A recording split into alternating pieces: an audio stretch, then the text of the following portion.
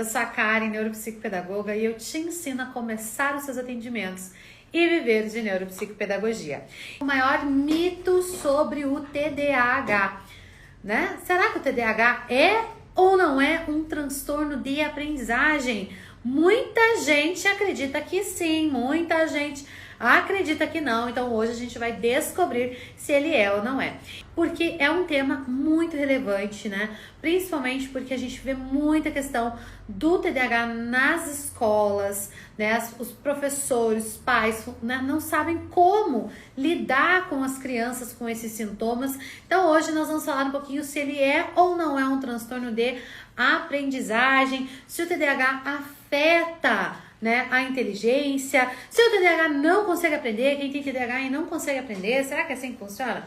Ó, vamos descobrir hoje então. Bom, é fato que muitas crianças, muitos adolescentes que têm TDAH, eles têm dificuldade de aprendizagem. Mas será que o TDAH é considerado um transtorno de aprendizagem? Bom, antes de mais nada, quero dizer para vocês que a nossa live de hoje, nosso conteúdo está embasado aqui, ó, no Manual Diagnóstico e Estatístico dos Transtornos Mentais, o DSM-5, a última versão que tem a mais atualizada sobre os transtornos, né, mentais aí, nos quais o TDAH ele se inclui. Mas vamos lá entender então se ele é ou não é um transtorno de aprendizagem. Bom, primeira coisa, o que é o TDAH, né? A gente sabe se ele é, se não é, mas vamos descobrir o que ele é. De acordo então com a Associação de Psiquiatria Americana, tá? Que foi quem criou ali o DSM, o manual. O TDAH, ele é um transtorno do neurodesenvolvimento, que tem como principais sintomas a desatenção, a hiperatividade e a impulsividade, tá? Lembrando que, como um transtorno, né, do neurodesenvolvimento, ele vai afetar o sujeito durante toda a sua vida, durante todo o seu desenvolvimento do sistema nervoso vão aparecer os sintomas e esses sintomas eles vão ser então permanentes, não em grau e nem em intensidade, mas a presença deles ela vai ser aí persistente na vida dos sujeitos. Todos os transtornos do neurodesenvolvimento, eles têm essa característica de normalmente já apresentarem os primeiros sintomas na infância, tá? Faz parte, então, da característica dos transtornos do neurodesenvolvimento. Lembrando que transtorno não é uma doença, transtorno não é uma síndrome, mas os transtornos mentais, eles são alterações dessas estruturas que envolvem o sistema nervoso. No caso dos transtornos do neurodesenvolvimento, são alterações neurobiológicas que prejudicam alguma função ali, alguma habilidade cognitiva. O TDAH, então, vamos falar o nome dele, né? O nome dele completo, porque TDAH é o apelido.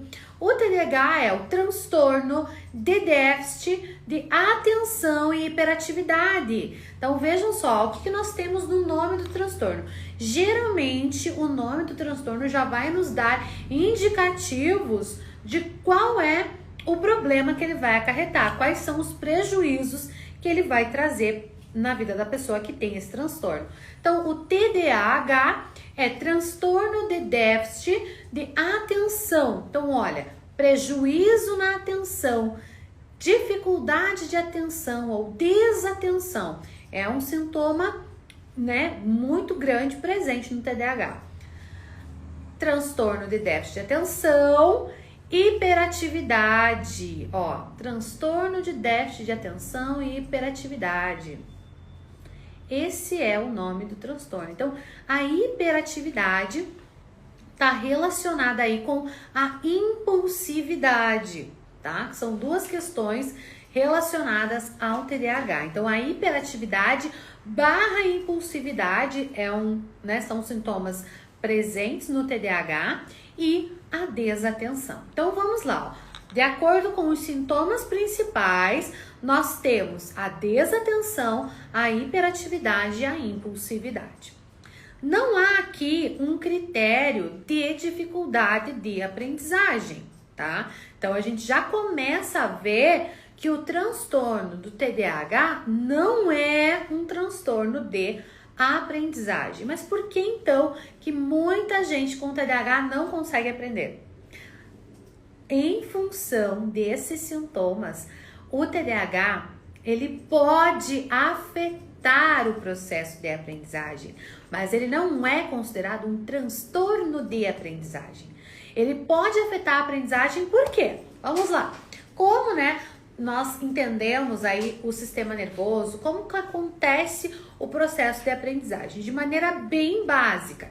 A gente recebe um estímulo, esse estímulo, vem aqui essa informação, é recebida pelo nosso córtex pré-frontal, pelas nossas funções executivas. Ela vai passar por um caminho ali de processamento, armazenamento da informação. Logo depois disso tem o armazenamento. Depois que está armazenado, que está consolidado, a gente consegue resgatar essas informações para utilizar aí no nosso dia a dia. Então isso é aprender.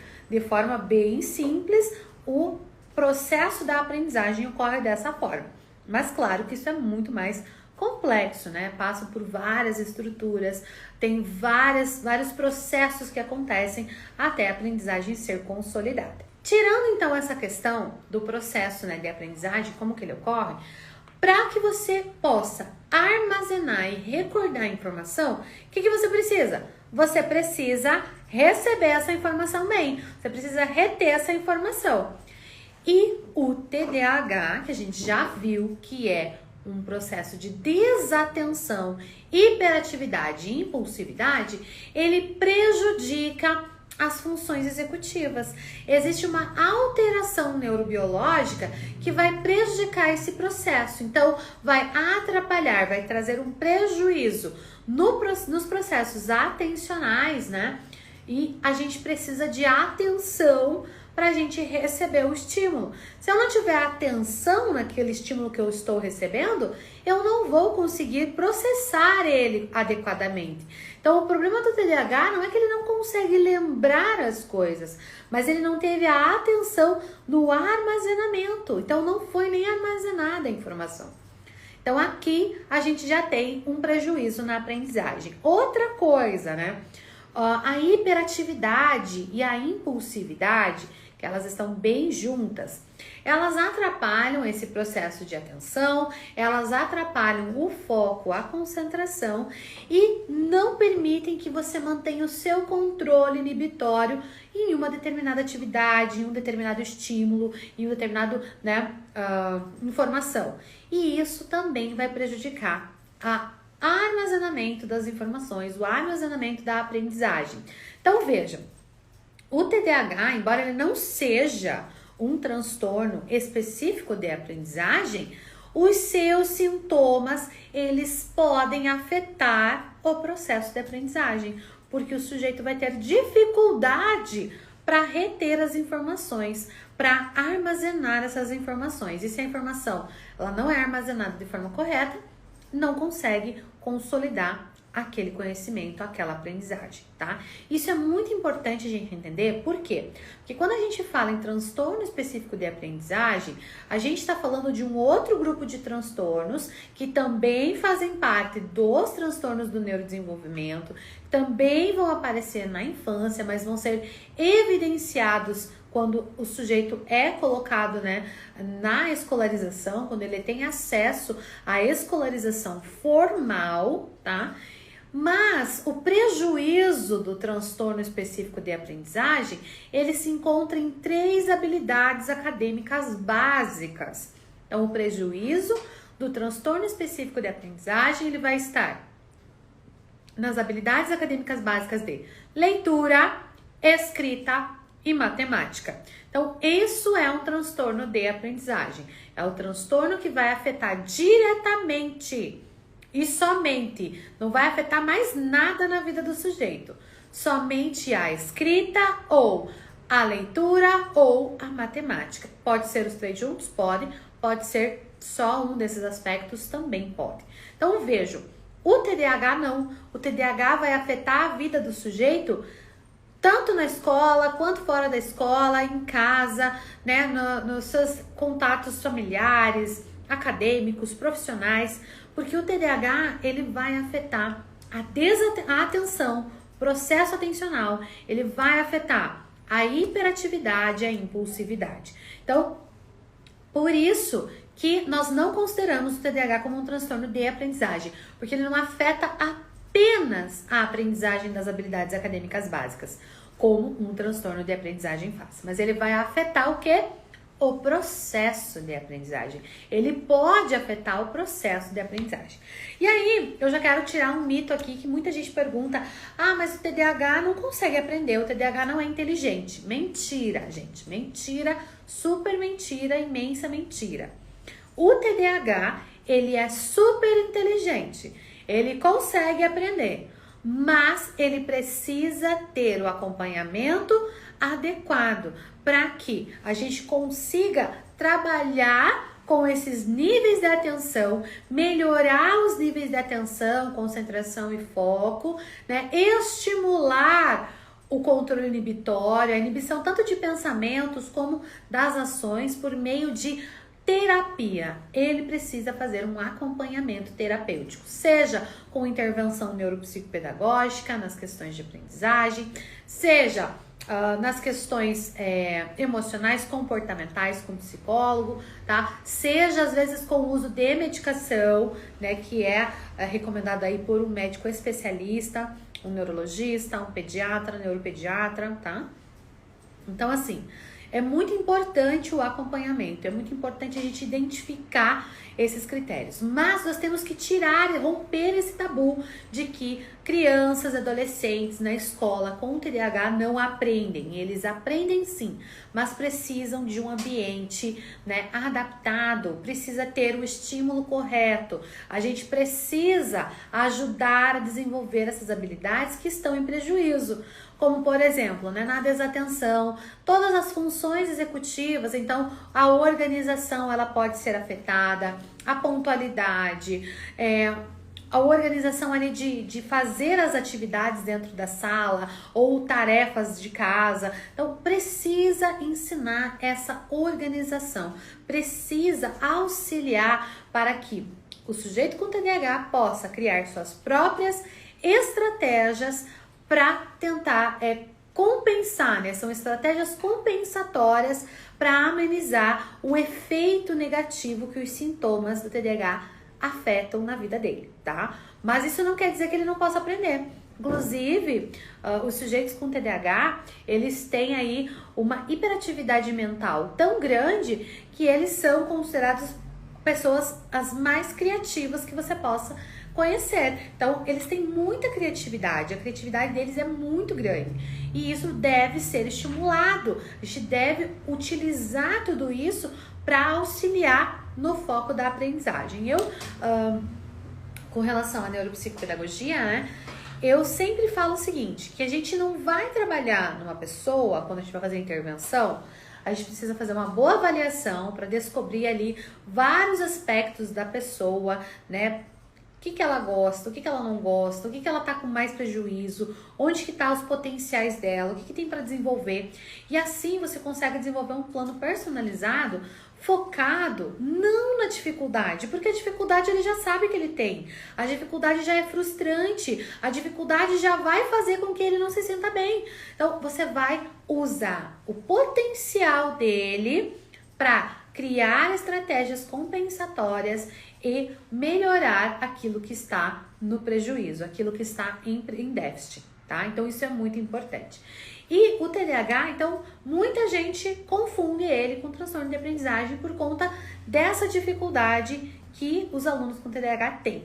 Mas os alunos com TDAH, eles são super capazes de aprender, eles só precisam que a gente adeque o ambiente para ele, adeque o tempo, adeque o conteúdo para que ele possa ter um bom rendimento, tá? Então, isso é muito importante, essas estratégias de adequação de tempo, adequação de ambiente, para que uma pessoa com TDAH ela possa desempenhar da melhor forma, né, na vida acadêmica.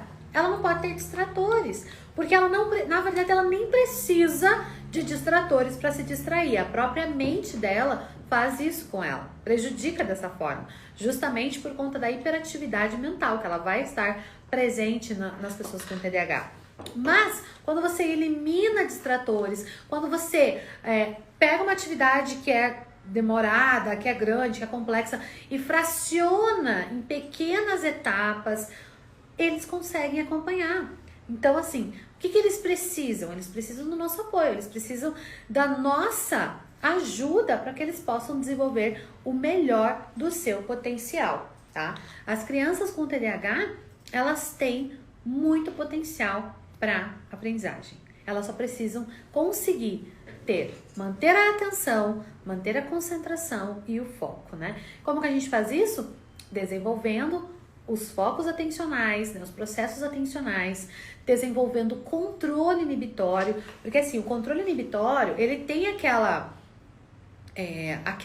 característica de, eu não vou brigar com ninguém, não vou ser má com ninguém, né? Isso é um controle inibitório, porque o ser humano, ele tem uma tendência, ele nasce egoísta, ele tem uma tendência a ser uma pessoa egoísta. Então, a partir do momento que eu aprendo, né, não vou ser egoísta, tento não, é um controle inibitório.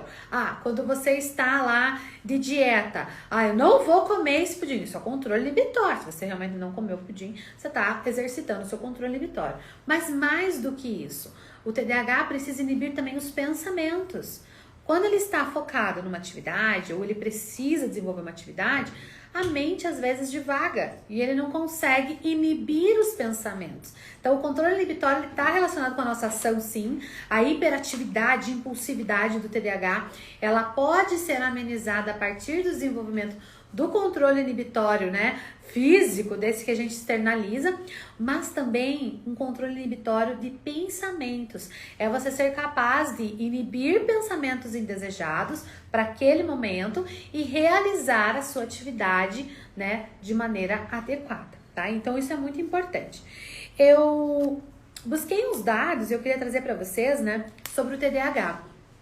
Porque a gente vê assim, a gente ouve muito falar de TDAH, a gente vê muito falando sobre TDAH, mas a gente não sabe exatamente, né, às vezes o que é. Então, por isso que eu queria trazer isso para vocês, né? Que o TDAH, ele é o transtorno do déficit de atenção e hiperatividade. Então, sem esses dois critérios, desatenção e hiperatividade, mesmo que a hiperatividade seja uma hiperatividade mental, né, não há o transtorno.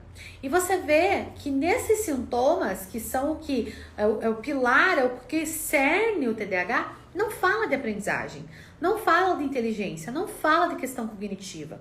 Então, a gente não pode rotular um paciente, né, um aluno com TDAH como alguém que não vai aprender. Se o teu aluno não está aprendendo, não quero ser uma pessoa maldosa nesse momento, né, nem julgadora, porque existem N funções, N situações de um sistema educacional defasado que nós temos no nosso país, mas se o seu aluno não está aprendendo, ele tem TDAH, ele não está aprendendo, às vezes pode ser desconhecimento seu em descobrir as estratégias adequadas para que ele possa aprender. Se o seu paciente no consultório não está tendo resultados, não está conseguindo desenvolver, estimular a sua estrutura cognitiva, pode ser a sua falta de conhecimento em estratégias próprias para o TDAH. Porque mesmo pessoas com TDAH, elas são diferentes. E isso é uma coisa que eu sempre falo, em todos os treinamentos que eu dou, todas as mentorias, todas as palestras, sempre que eu tô falando de desenvolvimento humano, de avaliação de intervenção, eu sempre falo isso.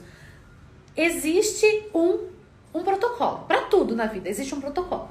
Para tudo que a gente for fazer, a gente tem que desenvolver um planejamento. Mesmo que não tenha esse protocolo, você precisa desenvolver, que é um planejamento. Nesse planejamento tem que existir ali a intencionalidade daquilo que você está fazendo por meio de uma estratégia com a qual você está se utilizando para chegar no objetivo, que são as suas metas ali que estão no seu planejamento, certo?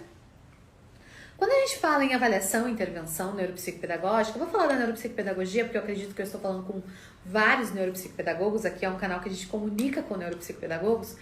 Quando a gente fala em avaliação e intervenção neuropsicopedagógica, existe sim um protocolo, existe sim um passo a passo que vai te nortear, que vai te orientar, que vai te auxiliar em fazer o melhor pelo seu paciente.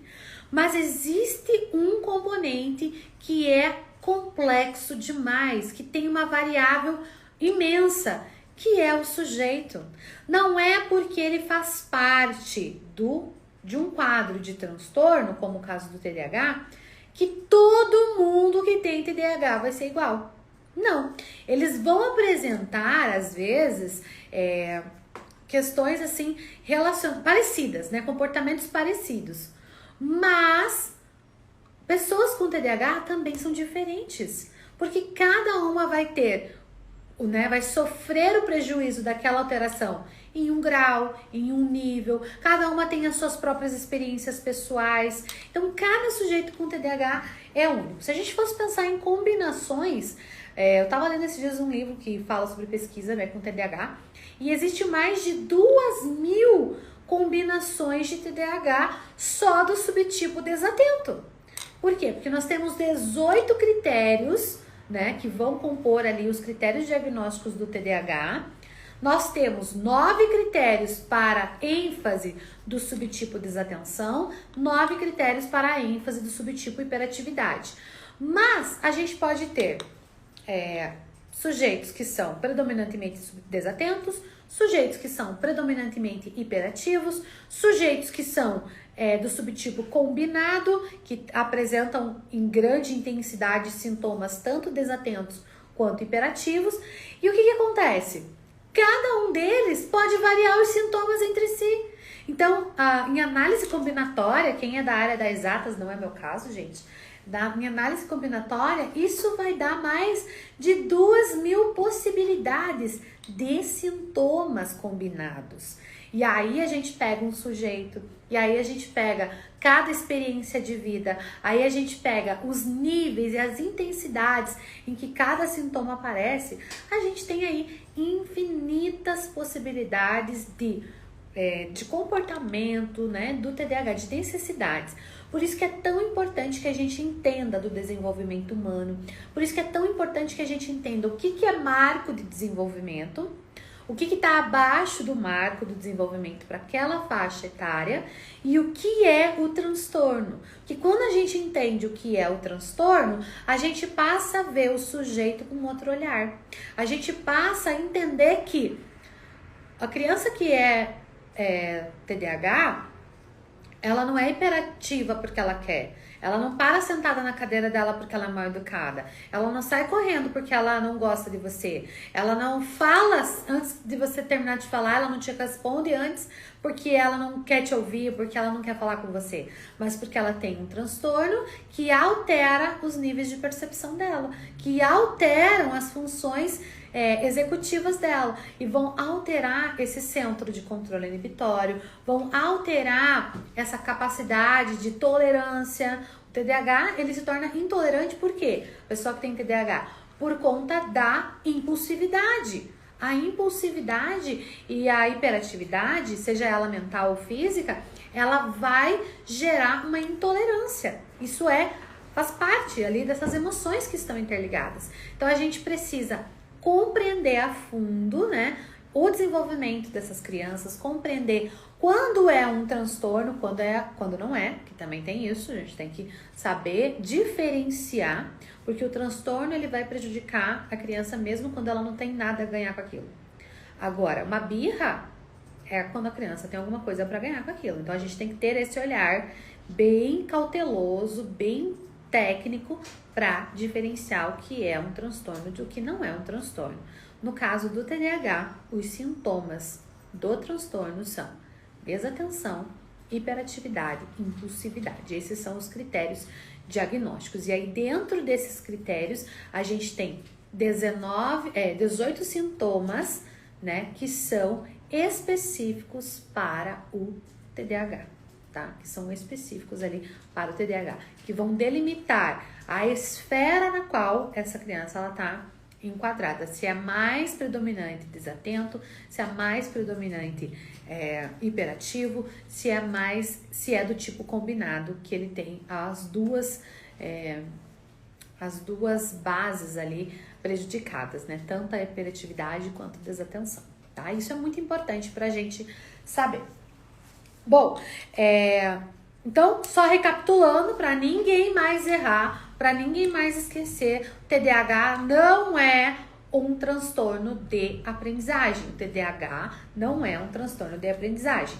O TDAH, ele é um transtorno do neurodesenvolvimento que pode ou não afetar a aprendizagem. Ele pode ou não afetar a aprendizagem, depende do nível em que esses sintomas estão, né? E a intensidade em que eles prejudicam aquele sujeito, tá? É importante a gente identificar e monitorar esses sintomas já desde a infância, porque eles vão aparecer logo na infância, a partir de 4, 5 anos de idade, a gente já vai conseguir ver, principalmente, né, no quesito hiperatividade, mas é importante que a gente monitore isso dentro das escolas para que quando, né, for possível, já realizar o diagnóstico mais precocemente possível, tá? E assim, nós, enquanto profissionais, né, que trabalhamos com esses sujeitos, precisamos nos qualificar para receber essas crianças, tanto na escola, quanto em casa, quanto, né, nas comunidades, quanto no consultório. A gente precisa ter clareza do que é o que não é o TDAH, do que é o que não é um transtorno de aprendizagem, o que faz parte do marco de desenvolvimento e o que não faz, tá? É muito importante que a gente tenha essa clareza. E assim, só pra gente finalizar, no Brasil, há uma estimativa de que existam 2 milhões de pessoas com TDAH. É muita gente. Eu joguei no Google hoje, até a hora que eu fui falar, né? Falei, vou falar esse dado hoje na live. E aí eu joguei no Google uma curiosidade sobre a cidade que eu moro. Eu moro aqui em Curitiba, no Paraná. E eu joguei lá quantos habitantes tem aqui em Curitiba. Uma capital, é a 8ª capital mais populosa, né, do Brasil. É a capital com maior número de habitantes do sul do país. E nós não temos 2 milhões de habitantes. Estamos quase 1.900.000 e alguma coisa de habitantes. Mas, já pensou? É uma cidade imensa, populosa, a 8ª cidade mais populosa do país, a mais populosa aqui do sul do Brasil, né? A capital aqui mais populosa. E a nossa população é quase a mesma população de sujeitos com TDAH no Brasil. E, infelizmente, muitas pessoas com TDAH não recebem o acompanhamento, nem a identificação, nem o diagnóstico adequado. E aí vivem, às vezes, com várias frustrações, com questões que não conseguem resolver porque não tem o tratamento nem o acompanhamento adequado. Por isso que é muito importante que nós, profissionais, né, de educação, de saúde, neuropsicopedagogos, consigamos identificar isso para trazer o melhor tratamento possível, para proporcionar uma melhor qualidade de vida para essas pessoas, para esses sujeitos. Porque existem muitos que precisam. Por isso que eu falo, né, que a neuropsicopedagogia é o melhor nicho de atuação no Brasil. Mas, independente, eu sei que a gente precisa saber orientar pais, a gente precisa saber orientar professores, a gente precisa entender como essas crianças se desenvolvem, como essas crianças vão ter os seus marcos, né, os estágios de desenvolvimento dela, como que o TDAH age nesse desenvolvimento infantil, como que ele vai se apresentando, quais são os sintomas, como fazer esses rastreios. Então, tudo isso nós sabemos que nós precisamos dominar essas ferramentas e técnicas, tá? Eu vi aqui que tem uma perguntinha, o TDAH pode sofrer com ansiedade? Com certeza, tá? E assim, o TDAH ele pode sofrer com ansiedade, né? A ansiedade, ela é muito comórbida com os transtornos. Por quê? Porque por falta de entendimento dos transtornos, a pessoa não consegue entender as suas percepções de mundo, né? Ela tem dificuldade nas suas comunicações. O TDAH, quando ele não tem um acompanhamento adequado, ele pode desenvolver um comportamento antissocial, ele pode desenvolver um comportamento agressivo, ele pode desenvolver uma ansiedade, ele pode desenvolver uma depressão. Então, sim, ele pode ser comórbido, mas a gente precisa entender esse transtorno para poder tratar, tá? Nesses casos, quando ele estiver associado com depressão, com ansiedade, precisa de um acompanhamento com um psicólogo.